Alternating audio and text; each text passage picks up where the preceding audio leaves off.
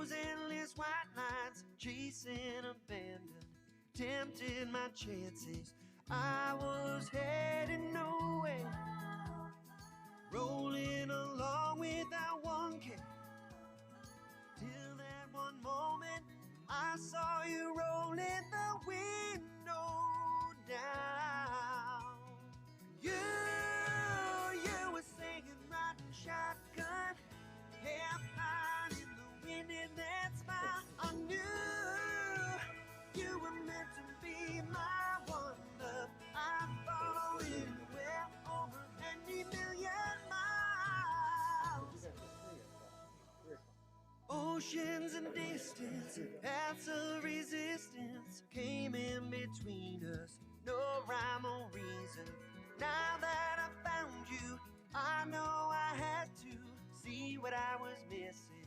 So long just drifting, now we're headed somewhere, rolling along without one care.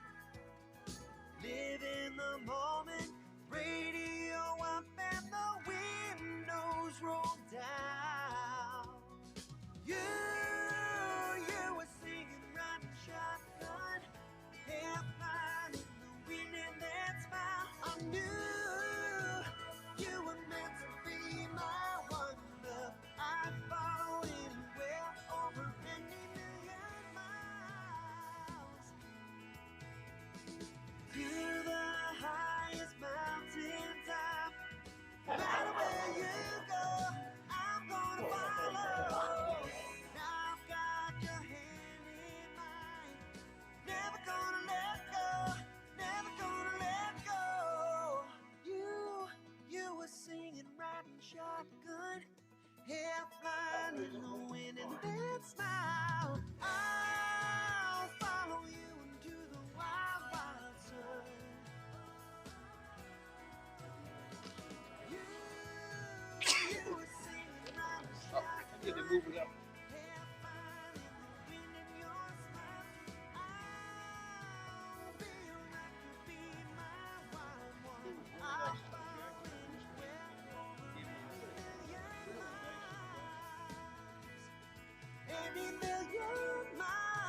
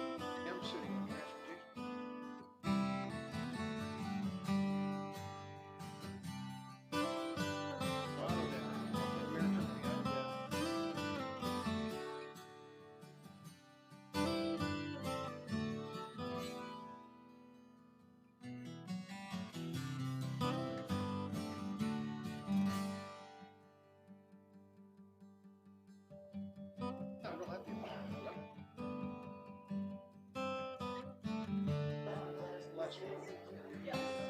I'm sitting in transportation.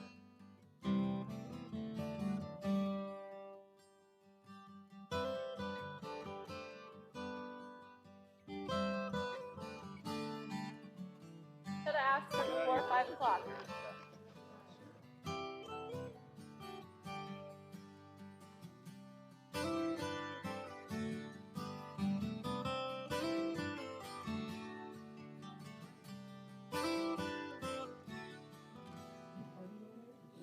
All right. Council members.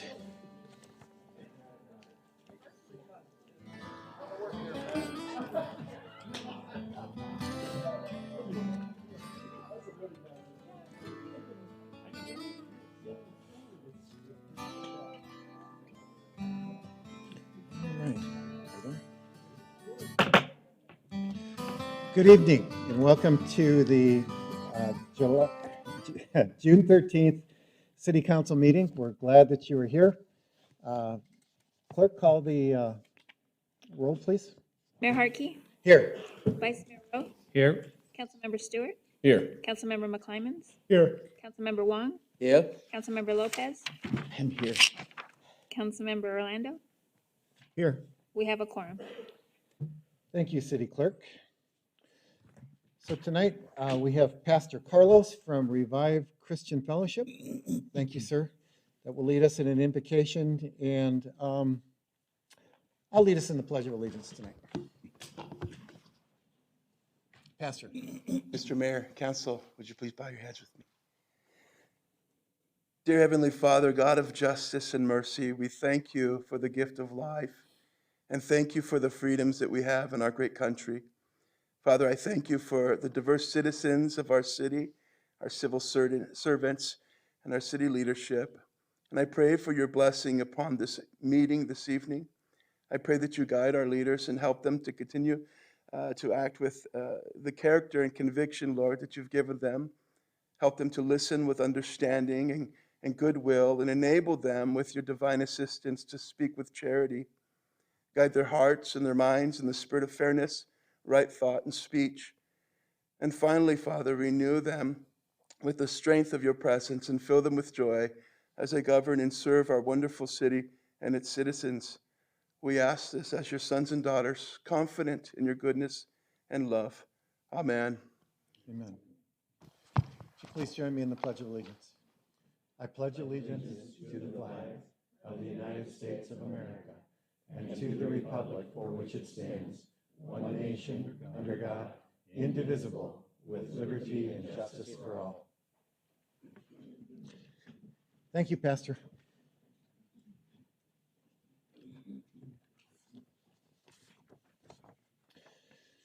Well, Council, we had at our study session the opportunity to look at all of the 25 consent agenda items. If there's no questions, a motion would be in order. Mayor, Council member. I move that we approve the consent agenda Thursday, June 13th, 2019, items 1 through 25. Second. Second by Vice Mayor Rowe. Any comments or questions? All right. Council, please vote.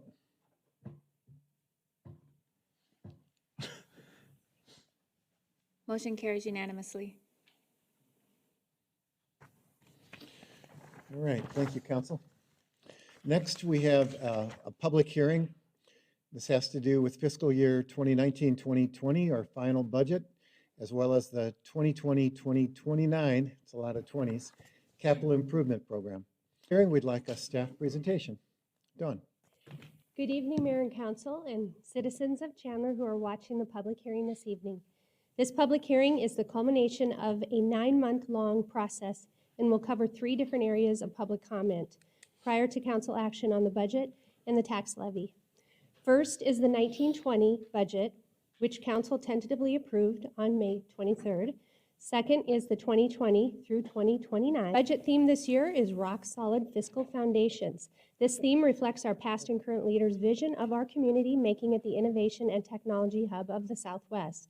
We demonstrate rock solid fiscal foundations through our council's strategic goals and objectives, strong financial policies and capital improvement program development guidelines, and AAA ratings from all 3 bond rating agencies on our general obligation bonds. We're one of 31 municipalities in the nation that have that.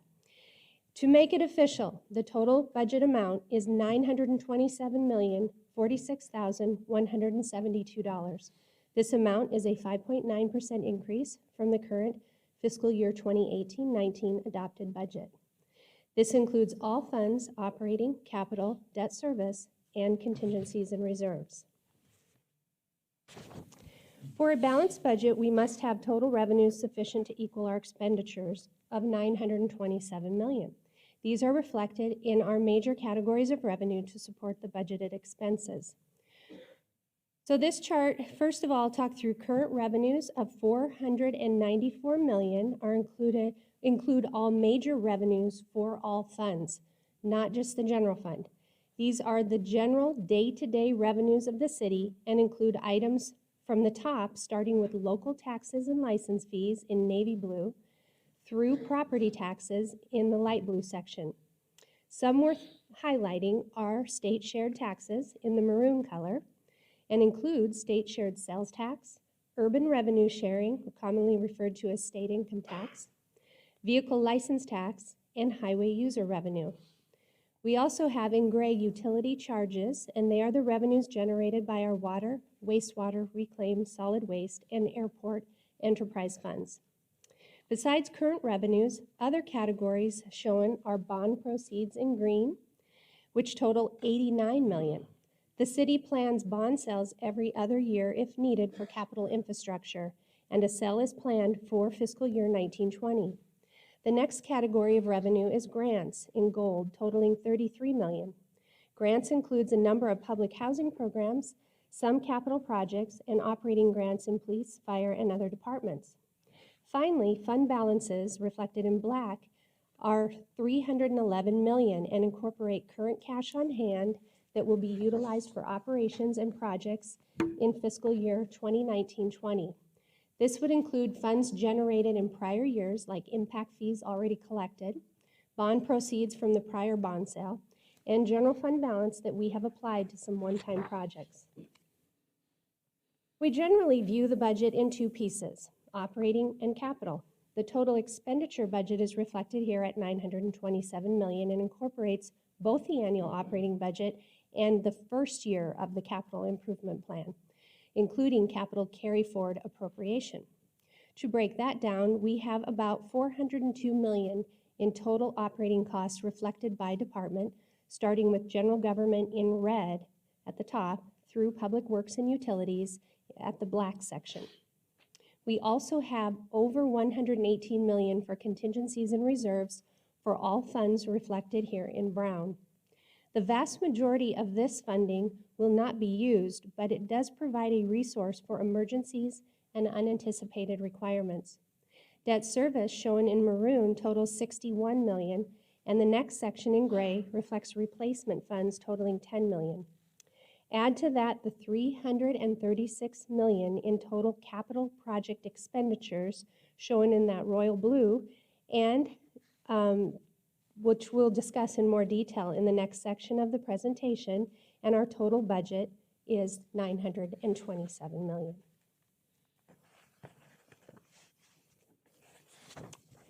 Now let's talk for a moment about general fund, the city's largest operating fund. It is important to point out that the general fund is structurally balanced in the 5-year ongoing forecast.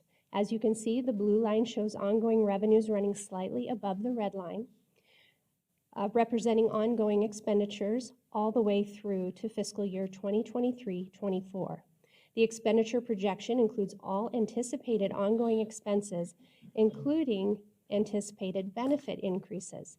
However, salary increases have been excluded from the last 4 years of the projection because those decisions are made on a year-to-year basis.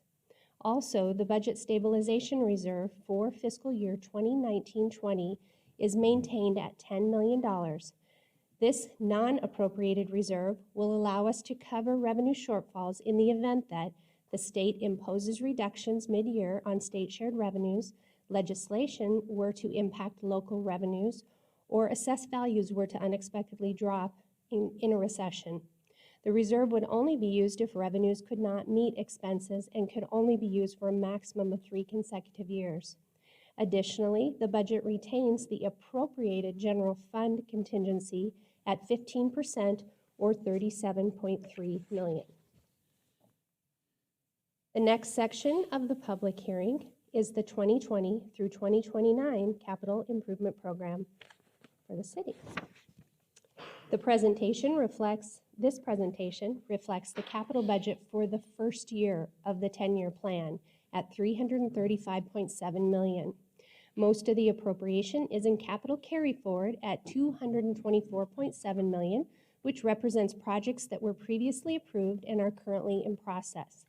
We anticipate those projects to continue as part of the budget for next year.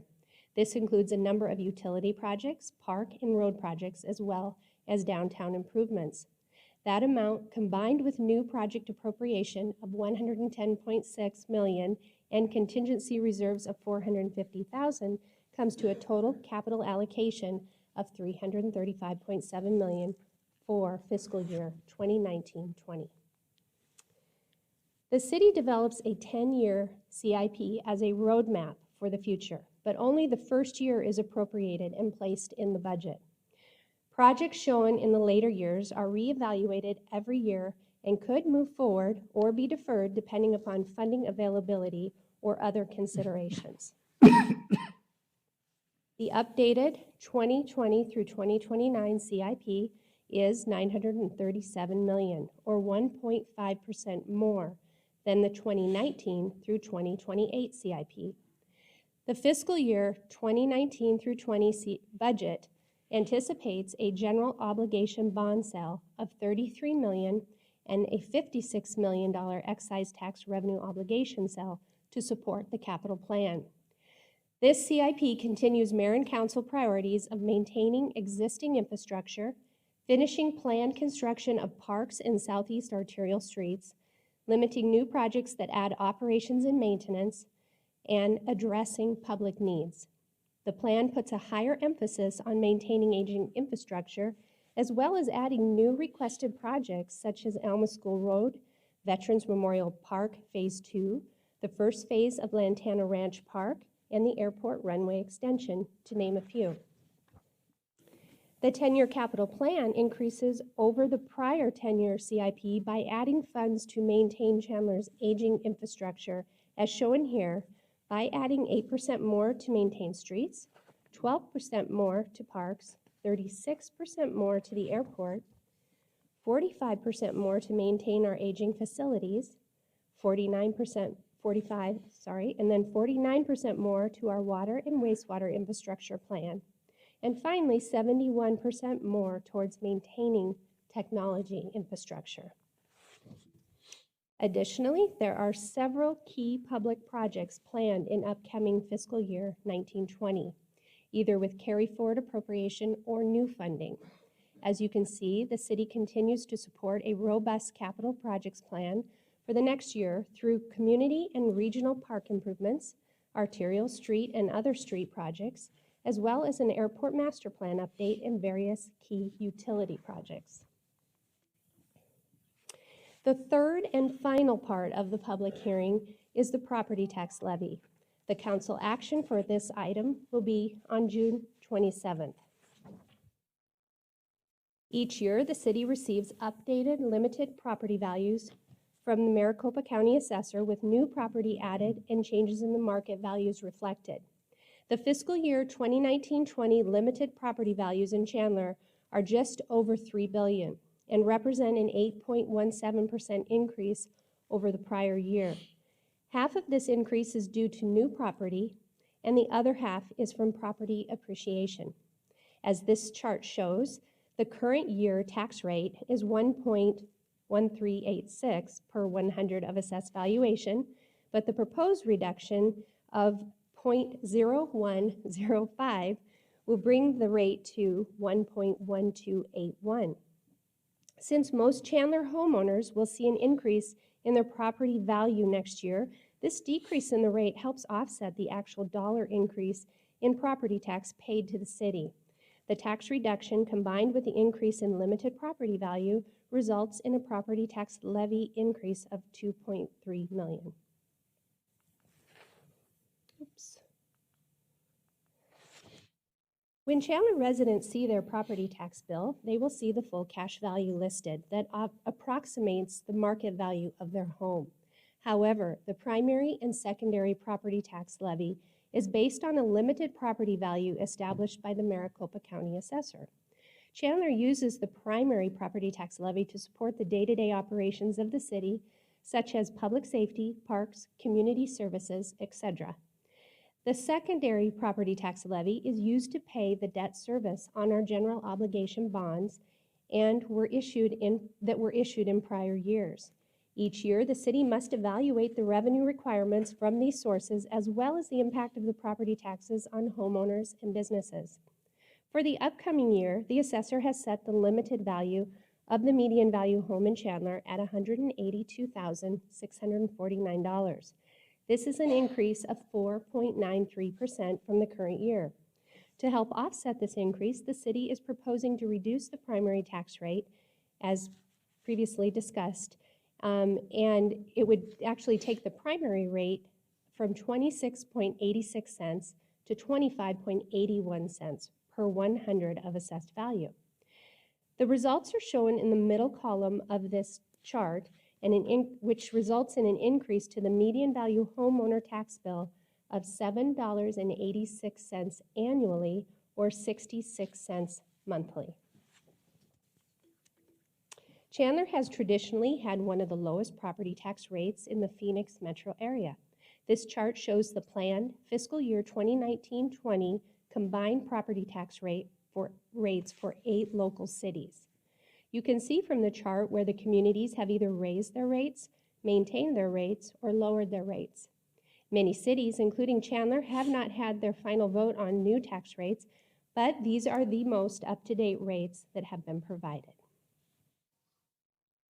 We also want to remind citizens that when you examine your property tax bill from the county, you will notice that less than 10% of the total of the bill comes to the city of Chandler. The largest percentage goes to support public schools and community college districts, and another share goes to the county government and special districts. And finally, Chandler is one of the lowest costs for providing essential services of all cities in the Valley of the Sun. This study, conducted by the City of Tempe in 2018, compared utility cost, sales tax, and property tax costs for a typical home, average annual household costs, and Chandler was the second lowest at $1,616 per year. We're anticipating, with changes we've already heard from other cities, that Chandler will be in the first place on the next study that gets updated July of the current year. So Chandler is rock solid and continues to be a great place for citizens to live, work, and play, and receive a good return on their tax dollars. If anyone would like additional information about the budget and the budget process, you can find an abundance of information on www.chandleraz.gov/budget or by contacting myself, Dawn Lang, or the budget office. Thank you. Thank you, Dawn. Council, any questions or comments related to Dawn's presentation? Mayor. Councilmember Stewart. Don, great presentation, thank you. And I want to commend your award-winning staff on putting together a nice budget. I know as council, our role is to kind of be a watchdog and keep an eye on things, as well as I think your municipal government and the taxes that we take in here are, we all put our money into a bucket, and then the building provides customer service for everyone here so we can go to work without having to worry about roads being paved, et cetera. So I commend you on the budget, and Marcia as well. But I did have a question. You showed a 12% increase in revenues and this rock solid sort of chart. I forget, it was about the 7th or 8th slide. How did you get to that number on that projection of increase in revenues? I'm just curious. And is that is the bottom line, which is the SIP and the expenditures? If something happens to the budget, what do we do? Do we cut off the SIP programs? Do we back off some of the things that we're doing? So I'm just more curious, and how did you get to that final number? The final $927 million. It is through working with all the departments and the recommendations that come forward from the city manager and putting our first year of our capital plan together in there. But it really adds up when you add in our contingencies and reserves, which, like I mentioned in the presentation, typically they're not spent, but they're appropriated, because without council action and having that money appropriated, it can't be spent. So it's there for us in case of emergencies or some great opportunity comes around mid-year. But the total budget is made up of all those parts: our operating, our capital, the debt service that we pay on our general obligation bonds, as well as our contingencies and reserves. Okay, so it was a really long question. More of a statement and a question. Okay. But we went from 212 to 230 in your projections 5 years out. What was that based on? Oh, this one. Okay, so I believe you're speaking of the 5-year general fund ongoing forecast that shows our ongoing revenue growth over from 2019-20 through 2023-24. And when we're doing our ongoing forecast, we look at we don't include, I mentioned we don't include salary increases because those decisions are made each year at a time. But we do include for our existing employee base any benefit increases that are anticipated in the next 4 years, as well as a small estimate on contracts that are already in place that we know have an increase or an inflator in them. So that's really all that's built into the increase in the ongoing forecast is just that basic amount that we anticipate in what we already have in place. Okay. Oh, one more thing. There's one other thing that's added to that, and that is in our capital plan, if there's any new capital coming on that will generate additional operations and maintenance that will need to be paid out of at any point in time in the next 5 years, we put that into the forecast as well. Because if we've plotted it in our 10-year capital plan and the O&M is coming on, we have to make sure we have the revenues available to pay for that operations and maintenance. Right, I got you. So the revenues that you're projecting 5 years out is based on growth within the city? So we're at build out, so are you expecting that to continue to grow? That's a great question, Councilmember Stewart, through the mayor, Councilmember Stewart.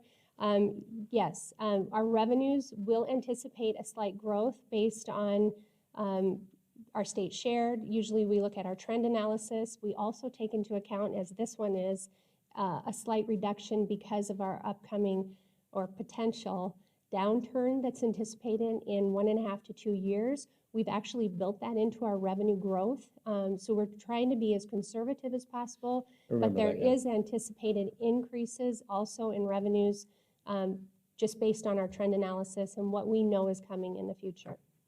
Last question, Mayor, I'm sorry. And then, so the contingency is to sort of, that's the buffer in case there is a sharper downturn than what we're expecting. That's what we use the contingency for, is that correct? Yeah, through the mayor, Councilmember Stewart, that the $10 million budget stabilization reserve that I spoke of, that is what that would be used for. If our revenues come in under and we still have appropriation and expenditures we're obligated to pay, we can dip into the budget stabilization reserve.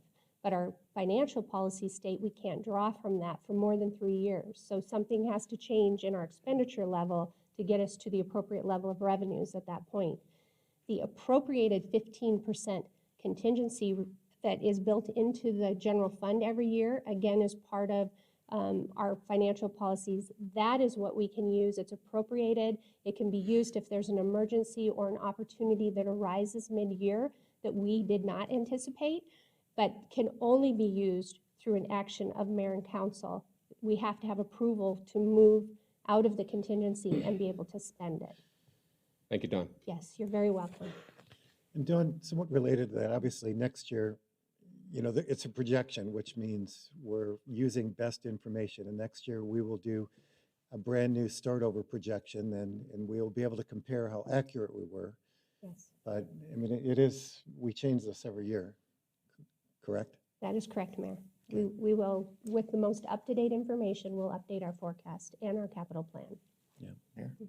Councilmember Orlando. Yeah, Dawn, great presentation. Thank you very much. And the PSPRS, I know you kind of glossed over that, but it's important to, I think, project to the public as well as to our public safety individuals that we are looking at this very seriously and we have a really good plan go forward to be able to ensure that there's enough pension funds for our public safety. So could you go over it in a few minutes? Yes, through the mayor, Councilmember Orlando, thank you very much for bringing that up. I did neglect to actually point that out in this presentation, so thank you. We do have a plan in place as approved by mayor and council to address the unfunded portion of our public safety retirement pension. And that is actually built into the 2019-20 budget, a higher payment than we had planned in the past. It's about a $25 million additional payment on top of the employer contribution that's required just through our regular payroll of our sworn police and fire. So it's a little bit more aggressive commitment towards that liability, and a very wise thing to do in order to bring our annual rate that we're paying on our pension through our payroll every 2 weeks. So thank you very much for pointing that out. So, well, council, you guys gave us good advice on that one, and we even had the PSPRS team come out here from Phoenix, and so it's very important that we're taking a big, it's a top priority for us to pay this down as quickly as possible. And Mayor, also, I want to thank staff, although we had 3 workshops, I know you covered it a little bit, and we've had our all-day session, and we've had our budget amendments, and, a lot of activity was done out here, but there's a lot of decision packages and work that goes behind the scenes. So when you come up with a $1 billion budget, it isn't a 5-minute presentation that you just saw right here. We spent countless hours, obviously, as you could tell, going through this budget. So thank you very much. You're very welcome. Vice Mayor. Thank you, Mayor. This is like one of the most important things that Chandler gets right every year. And Marcia and the rest of the staff and Dawn, thank you for doing that, keeping us on a good fiscal path. It's so important. And I will say that some of the projections that you do annually through a lot of, I don't know if it's a number 2 pencil anymore or if it's on the computer, but they're a lot tighter and closer than other cities. Is that a fair statement? I would like to believe that, Councilmember Rowe, through the mayor. Yes. We try our best to gather as much information as possible to have as solid a projections as possible. But it is certainly, it definitely takes time. Yeah. It's a daunting task. There's a lot of people doing great work for the city, and there's a lot of demand for resources and finance. And so thank you for keeping things at bay and making sure we develop responsibly, and thank you for the great work that you do. That's it. Thank you. Thank you. Any other council members' comments? I too would like to city manager and Dawn and the rest of our directors out here. I mean, this is a big deal for us, and you guys always have, as you look at your particular interest in areas, we appreciate the passion that you bring and to want to make our city the best. And it is a bit of a what can we do now and what can we do tomorrow? But I appreciate the passion that each of our directors and staff bring to this process every year in order to make sure that their departments are the best in all of our cities as well. So city manager, finance director, and all the rest, thank you for your hard work in making this budget possible every year. Is there any discussion from the audience? Please come up, state your name and address. Mr. Mayor. Thank you. My name is Martin Sepulveda. My address is 891 North Madrid Lane here in Chandler. Great presentation, Don, City Manager, Mayor. It's great to see that parks are at the top of the agenda. This has been a long time coming. And coming here, you learn something about the priorities.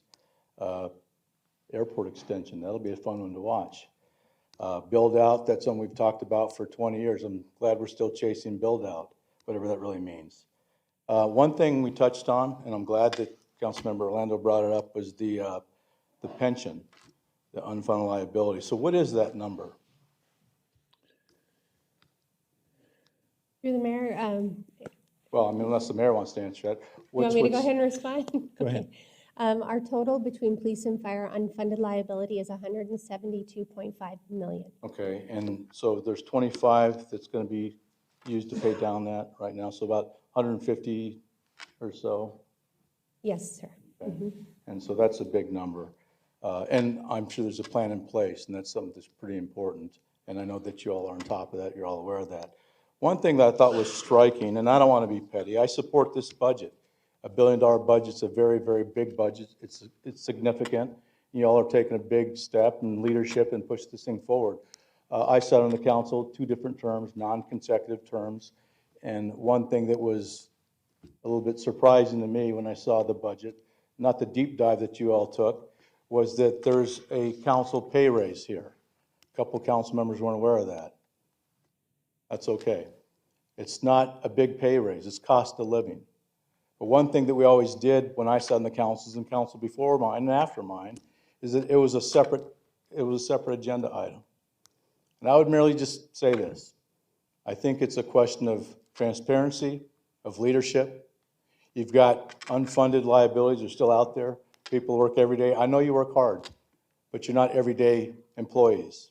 It's a big issue here with the unfunded liabilities and other issues that are going to come up. So I'd merely say, however you vote this, your conscience, that there is an issue of you voting your own pay raise, your benefits. It's important. You do hard work up here.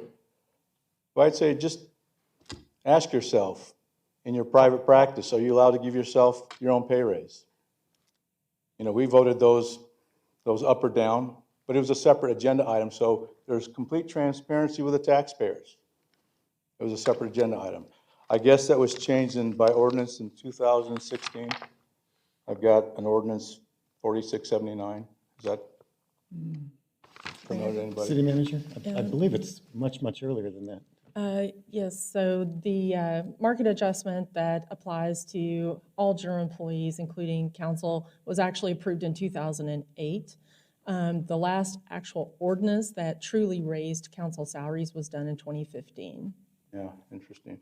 Well, I left the council in 28. I actually left to go somewhere else in December of 27. So a lot happened during that time. It was 10 years ago I got it, things changed. But the only thing I would say is this. Do what you will, but I think in the spirit of transparency, it's a small raise, but you do have other issues out there with your full-time employees. In my mind, public safety needs to be dealt with. You are dealing with it. But it's an issue, I think, that if you're going to vote for a pay raise, have it as a separate agenda item. Thanks for your attention. Thank you, Mr. Sepulveda. I do believe, last I checked, I think Phoenix is up to 4.1 billion with their unfunded. Mesa is well over 600 and rising, and Chandler is the only city that I'm aware of that has made an aggressive payment to actually address the unfunded liability, and we will continue to do so. That's been our council stance, and I appreciate council's willingness to not kick the can down the road like many other cities have been done, but we've decided that we don't want to pass this on to future councils, that they have to deal with it like most other cities have done. So council, thank you for your foresight and willingness to tackle tough issues. Any other comments or questions from the audience? Discussion? All right, seeing none, I'm going to close our public hearing. And council, we also now have a special meeting in which we're actually going to vote on our budget. So there is a resolution with the special item on here, and then afterwards we will share our updates and things related to that. So Dawn made a presentation, and what is before us is now the opportunity to approve this. City Clerk. Can I do a roll call for the special meeting? Thank you. Okay. City Clerk. Mayor Harkey? Here. Vice Mayor Rowe? Here. Councilmember Stewart? Here. Councilmember McClymans? Here. Councilmember Wong? Councilmember Lopez? Here. Councilmember Orlando? Here. We have a quorum. You know, I always forget to do that because we haven't moved, and it seems interesting to do a roll call, but I get it. All right, council. So we have before us one agenda item, which is an action item, Resolution 5280, to adopt the annual budget and the CIP budget. Council, what's your pleasure? Mayor? Vice Mayor? Yes, Mayor, thank you. I'm very happy to make a motion, reference the special meeting, Thursday, June 13th, 2019. And for our special meeting, action resolution number 5280, adopting the annual budget in the amount of $927,046,172, setting forth the receipts and expenditures and the amounts proposed to be raised by direct property taxation for the various purposes for FY 2019-20 and adopting the 2020-2029 CIP in the amount of $937,055,062 as presented or amended after the close of the public hearing. And my motion is to approve. That's my motion. Is there a second? Thank you. Councilmember McClymonds. Discussion. Mayor, Councilmember Orlando. I support this budget 100%, but I do not support the automatic wage adjustment to the council's salary. I didn't support that in 2008, and I continue not to support that as well. So comments added to your vote. Mayor? Councilmember Wong.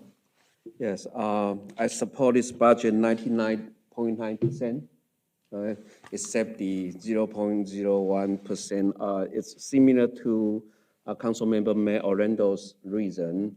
I just feel it's kind of, I understand that adjustment is pretty small and I would have supporting it, but I just feel council to vote for our own increase of salary, I kind of feel a little bit uncomfortable. So at this moment, I will join Councilmember Orlando's idea that for this time, I will vote no on the salary increase. Yeah, but hopefully next year we will maybe adopt another procedure. But of course, that will be decided on the council. So, thank you. Mayor, City Manager. I'm sorry to interject here. Definitely the resolution to approve the budget is on your agenda. Since that was passed by ordinance in 2008 by the council, we cannot do anything without bringing back a separate ordinance for a vote. We would be happy if that is the direction of council to put that on your next agenda. Councilmember Stewart. Marcia, if that is the case, does that hold the budget? So does that mean we shut everything down, or does that mean? Through the mayor, Councilmember Stewart, no. If we bring that on the next agenda, we can make that happen to eliminate. And that, just for the record, is 0.75% market adjustment.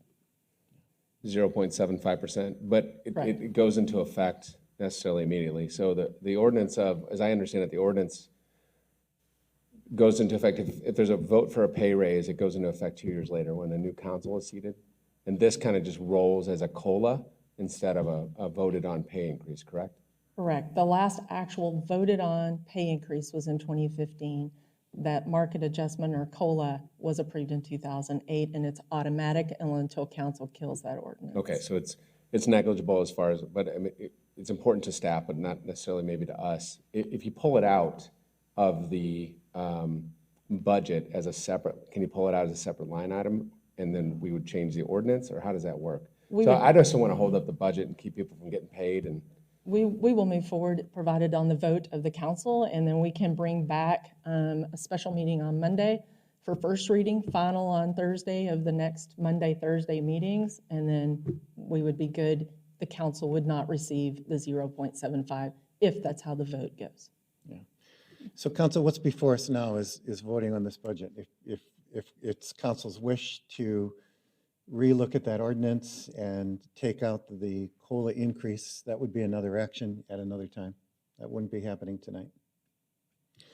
Mayor? Yeah. Councilmember Wong. One more question. So what is the actual percentage of the council's salary increase? Do you any idea? 0. It's less Okay. than 1%. Okay. 0.75. Yeah, I changed my mind. I think I will just support this budget. I think that amount is really insignificant, and also I don't believe our resident or voters will have any different opinion. So, yeah, I changed my mind. Thank you. Okay. Any other comments, council? Councilmember Stewart. you know what, let's get through the budget. Maybe we can talk about this. Yeah, and council, again, if this is something that is the will of council, we can address this and bring it on a future agenda. All right? Thank All you, right, Mayor. council, please vote.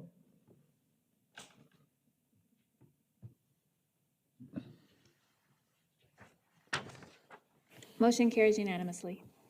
All right. Thank you, council.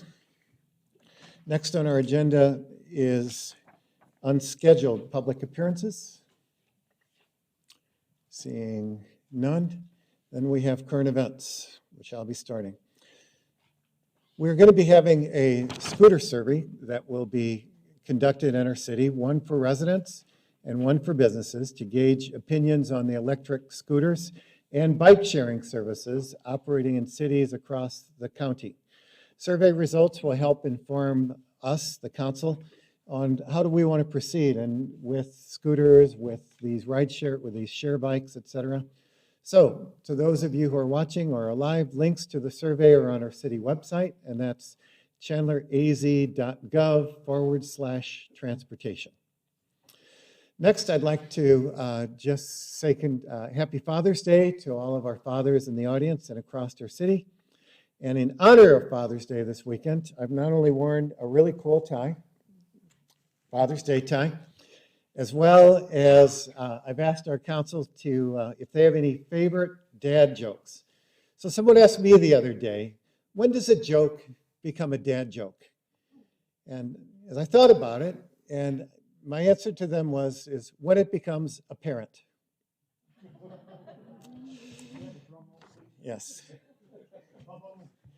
Councilmember Stewart. Thank you, Mayor. That was good. That was good. I don't know. I don't know if I can follow that, but I do want to commend staff again on a great budget. And, I think when we look around Chandler, we look at the opportunities that have been created for business to move here, to win award after award after award. It has a lot to do with our fiscal responsibility.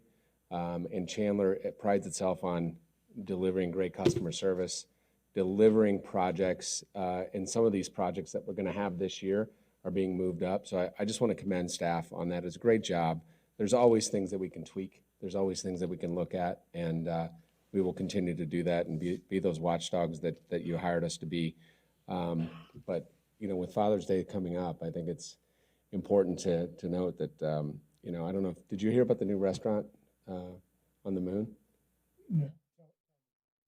The food is great, but there's just no atmosphere. Happy Father's Day.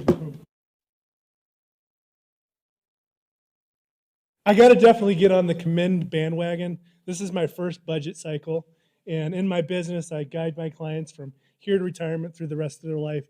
Fiscal responsibility is greatly important to me, and I'll tell you, it's refreshing. I said this a week ago at Public Policy, to be in an organization, 1,700 employees, top down. It's a cultural phenomenon of fiscal responsibility, and it really makes our job easy. But I appreciate it, and I'm excited to get through one and get on to the next one, right? And so for dad jokes, what do you call an alligator with a vest? An investigator. Wait, I got more. What did the policeman say to his belly button? You're under a vest. All right, all kidding aside, happy Father's Day. I will tell you that I've requested my wife and kids to wear a vest on Father's Day. So all day, I can go around saying this is the best Father's Day ever. Anyways, that's all I got. Thank you, guys. Vice Mayor. Comedy through protest. Yes, my joke of the day. This is for you, Renee. What did Chewbacca get from his kids for Father's Day? I don't know what Chewbacca can get from his kids. That would be a plate of chocolate chip Wookiees. Anyway, I don't have anything else. You guys have a great Father's Day. Thank you. Uh-oh. Councilmember Wong. Okay, this is very tough for me. Okay, yeah. So my Father's Day joke is the shovel was a groundbreaking invention. And I have another one. So this one, probably some people already hear about it, a little bit long. Actually, I have two, all related. Okay, the people who can speak 3 languages, what do you call them? Trilingual. Okay, the people who can speak 2 languages. Bilingual. The people who can speak 1 language. American. Okay. Touche. Now the real one. Okay, the real one. When my kid was very little, we must be bilingual, and I brought him to Saturday school to learn another language, his mother's tongue. Okay, so he was resist all the time. Why my classmates don't need to go to school on Saturday, and why I need to go? So I told him a story. A cat tried to catch a mouse, and every time he went to the door, the mouse heard the cat's meow, meow, meow. So the mouse don't come out. So the cat went to a special school, and a few months later, the cat went to knocking on the mouse door and so the mouse was very curious. So how come this accent so strange? So he came out and the cat catch him. So how can you speak my language? Hey, I'm bilingual. Thank Okay, you, Councilmember. Thank you. Councilmember Lopez. So, no formal announcements, but I want to throw my support behind all the other statements saying about the staff and the budget. Again, it takes all of us. It's all everybody out there working the streets, the parks, on up to management, to the directors, and to the council and previous councils and previous mayors. It's a discipline to keep the city running as well as it has for as long as it has. So thank you to everyone out there that's contributed. You're appreciated. So I'm also wearing my dad tie, if you notice. One of my favorite dads in the movies. Darth Vader. So, all right. So why are chicken coops built with 2 doors? Because if they had 4, they'd be a sedan. Chicken sedans. I think on that one. I Got a couple more. He's got more. But what's brown and sticky? Keep it clean. It's brown and sticky. A stick.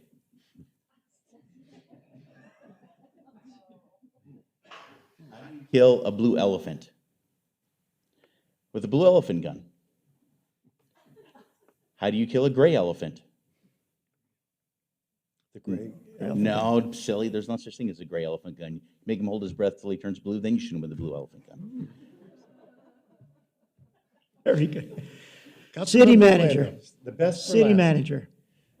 What do you get when you cross a snowman with a vampire? I don't know, council member. Frostbite. Excellent. Thank you, Mayor. All right. Next, city manager, I assume you have a joke for us as well. I'm going to pass on that tonight, thank you. But all joking aside, I will put it that way. They have jokes in Texas, I do don't they? appreciate, next time, we'll do that next time. The council's leadership and vision in regards to the budget process. I know we've talked about this now for many months, and but I also wanted to say thank you again to the staff, Dawn and her team, and the executive team for all of their work and everything they do before the budget even makes it up to the city manager's office. So I appreciate it. Thank you.